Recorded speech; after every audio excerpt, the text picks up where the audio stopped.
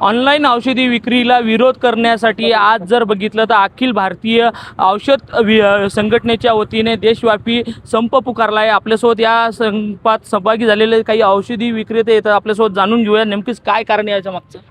आज आमचा अखिल भारतीय औषधी विक्रेता संघाचा देशव्यापी बंद आमचे ऑल इंडियाचे अध्यक्ष आदरणीय जगन्नाथजी शिंदे साहेब, महाराष्ट्राचे सचिव अनिल भाऊ नावंदर, महाराष्ट्राचे उपाध्यक्ष मुकुंद भाऊ दुबे यांच्या मार्गदर्शनाखाली आज आमचा हा देशव्यापी बंद आहे। आमचा बंद ऑनलाईनच्या विरोधात आहे, जनतेच्या किंवा रुग्णाच्या विरोधात नाही। जनतेला सहकार्य करण्यासाठी, जनतेला मेडिसिन चांगल्या प्रतीचं मिळावं।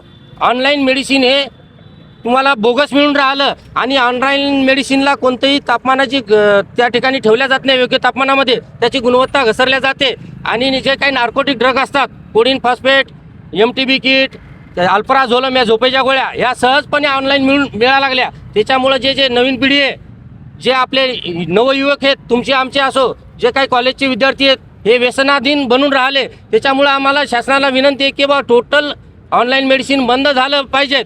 परंतु केंद्र सरकार हे कॉर्पोरेट सेक्टरच्या दावणीला बांधल्या गेलेले, त्यांनी निश्चितच आमच्या मागण्याचा विचार करावा। आमच्या मागण्याचा केंद्र सरकारने विचार नाही केला तर निश्चितच आमच्या ऑल इंडियाचे अध्यक्ष जगन्नाथजी शिंदे साहेब यांच्या मार्गदर्शनाखाली आम्ही बेमुदत उपोषण करू आणि बेमुदत संप पुकारू, असं मी वाशिम जिल्हा केमिस्ट अँड ड्रगिस्ट असोसिएशनच्या वतीनं या ठिकाणी जाहीर करतो।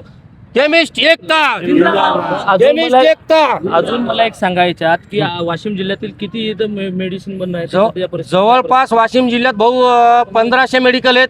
त्याच्यामध्ये वेलनेस चेन शॉपे आहेत, जनरिक आहेत, हे कम्प्लिटली टोटली 100% बंद राहतील।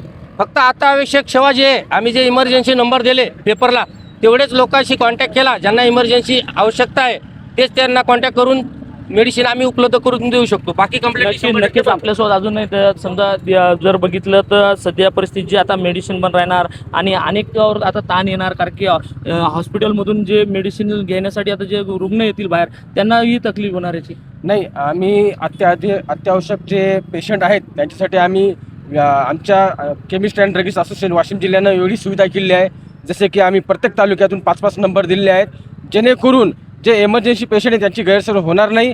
त्यांना जे गोळ्या औषध लागतात ते मिळतीलच, पण मात्र बाकीचे इतर सर्व जे मेडिकल आहेत ते 100% बंद राहतील। आणि जोपर्यंत आमच्या मागण्या मान्य होणार नाही तोपर्यंत आमचं हे असंच आंदोलन चालू राहील। सध्या मात्र एका दिवसासाठी आम्ही निश्चितच हा संप आहे आणि हे यशस्वीरित्या होईल। आणि शासनाला हीच मागणी करतो, जोपर्यंत आम्हाला योग्य न्याय मिळणार नाही तरी माननीय आप्पासाहेब यांनी सुद्धा आमची दखल घ्यावी, ही एवढं बोलतो।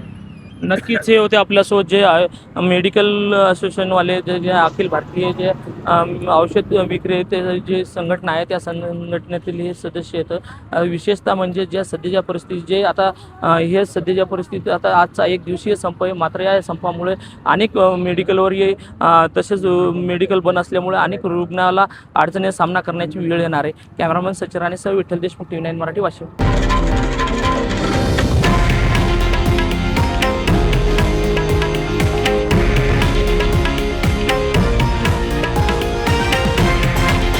हे आहे देशातील नंबर 1 न्यूज नेटवर्क आणि आपण पाहत आहात TV9 मराठी, एकमेव।